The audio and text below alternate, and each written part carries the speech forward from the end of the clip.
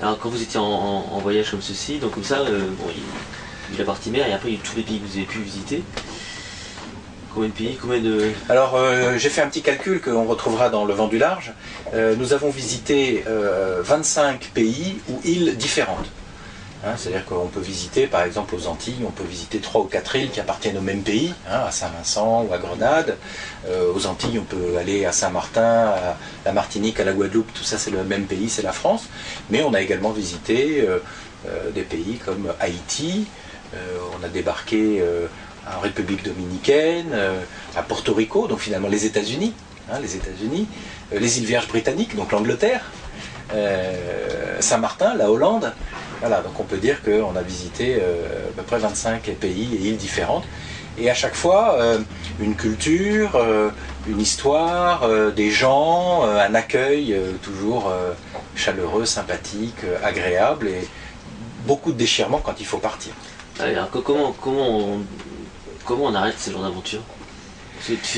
Chacun a son histoire. Mais nous, on avait prévu d'aller jusqu'aux États-Unis pour vendre notre bateau en Floride. On avait prévu de partir pendant 2 ans. Et donc, c'est ce qu'on a fait. Maintenant, il y a des gens qui partent à la retraite, par exemple, en se disant, Inch'Allah, on verra, je pars pour 5 ans ou plus. Et il y a effectivement des gens qui sont en mer depuis plus longtemps que ça. Nous, on a rencontré des amis avec lesquels on est resté en contact, qui étaient partis pendant 10 ans pour faire le tour du monde sur un voilier. D'accord, mais vous, donc très clairement, c'était pour revenir. Oui. Et tu laisses tomber ton travail. J'ai laissé l'entreprise dans laquelle je travaillais. Oui. Et lorsque je suis revenu, j'ai remonté une activité d'indépendant. Je suis aujourd'hui consultant en entreprise, formateur. J'interviens dans des entreprises pour faire de la formation et du conseil en développement commercial et en management. Donc je suis à mon compte. Mais ça tu prévois avant de partir ou pas? Non, je ne l'avais pas prévu avant. Donc tu pars, tu laisses tout, tu dis on verra dans 2 ans. On verra dans 2 ans. Mais je sais, au fond de moi, que j'ai le matériel et le logiciel pour redémarrer. D'accord. Donc tu n'étais pas parti pour partir, tu étais parti pour mieux revenir alors. Les gens qui partent pour partir, c'est que ils n'ont plus d'attaches, ils n'ont plus de petits-enfants, ils n'ont plus de maison à payer, ils n'ont plus besoin de travailler pour avoir un revenu, donc c'est typiquement des retraités ou des gens fortunés. Dans notre cas, ça n'était pas possible de partir en se disant je ne reviendrai jamais, je vais emmener mes enfants jusqu'au bac sur le bateau. Non, ça c'était illusoire.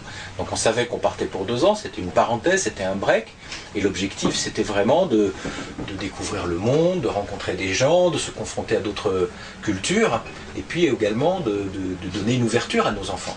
Mais est-ce que au niveau scolaire, ça n'a jamais préjudicié les enfants? Jamais. Quand on est revenu, et ça c'est une expérience que tu peux voir avec d'autres personnes qui sont parties en bateau, systématiquement lorsque les enfants font la classe à bord avec les cours du CNED, qui sont très très bien faits, hein, l'enseignement à distance, systématiquement ils reviennent et ils sont en tête de classe l'année d'après. Pourquoi? Comment t'expliques ça? Alors il y a plusieurs raisons. D'abord, le fait qu'on a une classe, nous on avait une classe avec 2 enfants, puisque oui. Hein, on n'avait que 2 enfants, donc 1 mètre pour 2 enfants, c'est pas pareil qu'1 mètre pour 30 enfants. La deuxième chose, c'est que lorsqu'un enfant a acquis un concept, une compétence, il sait calculer, il sait multiplier, on passe à l'étape d'après. Donc on va vite. Alors que dans une classe de 30 enfants, tant que le dernier des derniers n'a pas compris le mécanisme de la multiplication, on reste sur ce sujet-là de façon à ce que l'ensemble de la classe progresse à la même vitesse.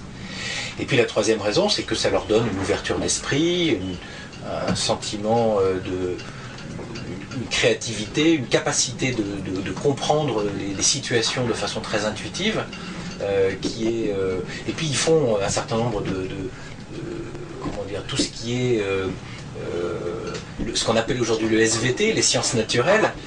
Ils ne les font pas en classe, ils les font en regardant les poissons, en regardant les animaux, en regardant la mer, en regardant les cocotiers, en regardant la météo.